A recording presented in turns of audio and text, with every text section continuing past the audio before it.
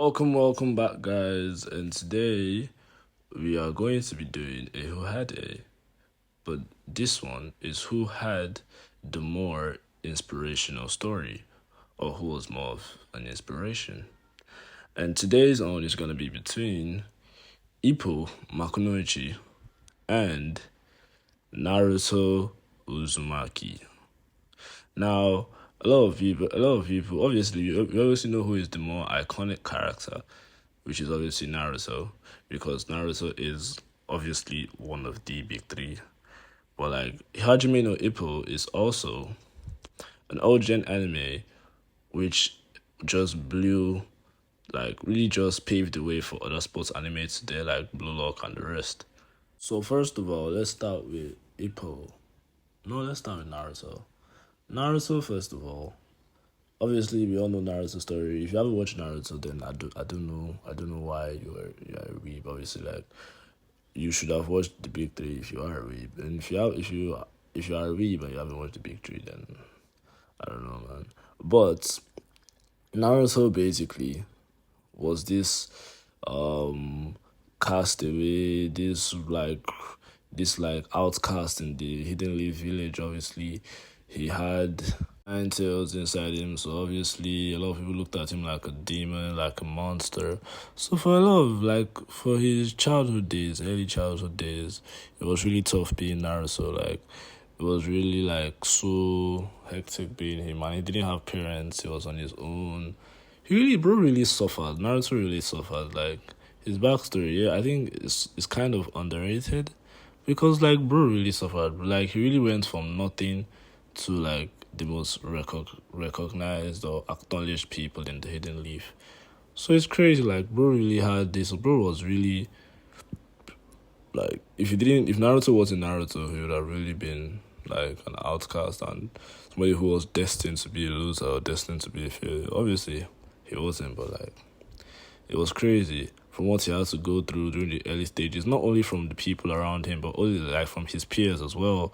Like he had to go through so much shit from everybody around him that yeah, a lot of people that would have actually like he had every reason to be the bad guy, but he was just like he just wanted to be a ninja, wanted to kept saying he wanted to be the Hokage, kept pushing, kept grinding, and just stuff like that. I think that is such like an inspirational thing to come from that. And then obviously he was a delinquent at some point, but he obviously like you see guys like Gara who obviously like would have gone the evil path if not for Naruto and stuff like that, would have gone down the evil path or whatever.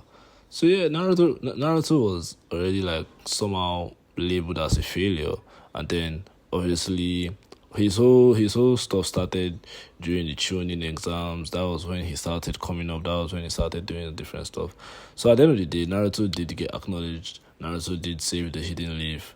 Naruto did get back Sasuke. All these things, like Naruto, is really shows like unshakable grit and hard work. And not only did he did he do what he wanted or get to the point of being acknowledged by everybody in the village, he also carried people along. Like he also helped people, he also saved people, he also changed some people's mindset as well. So now I think the only downside is that we never did see Naruto become Hokage. Everything that Naruto was destined or like grinding to be, we never did see him become. Obviously, we saw it in Boruto, but like Boruto is obviously garbage, so that's like a downside to everything. Like Naruto not ending with Naruto being Hokage, like it's just really such like a blow or like a sad thing to happen. Well, yeah, it doesn't spoil the anime though, but like still, I think not seeing him becoming Okage is really, it was really like the downside to everything. Really didn't like. It wasn't really like the marriage was there, but like, it wasn't really like the perfect ending and stuff like that. So now you see Ippo Makunoichi. Ippo is just the nicest kid in the world, man. He's so respectful, just has manners. Obviously, he doesn't have a dad, normal anime MC. So he doesn't have a dad, and he at first he's just getting bullied for a lot of times. He's just getting bullied, he's getting beat up by some bullies, some guys that are bullying him, and then like bro is just like just that kid, just that nice kid, and then he gets this like love for boxing, like all of a sudden, and then he like gets tested by Takamura, where he had to do those leave stuffs and then all this stamina training as well. Like Ippo went from, I won't say he went from nothing, but Ippo went from this shy, um bullied nigga to like this, I don't know, like I feel like the idea of Ippo changing people around him as well was also one thing, because the guys who bullied him later like started respecting him, started following him. Even the main guy who bullied him, I've forgotten his name, but the main guy who bullied him became his best friend later on. So Ippo also has this ability to like change the people around him by showing what he's got and stuff like that. And like obviously boxing isn't just like a fun thing to do. Like you actually put your life on the line when you do it.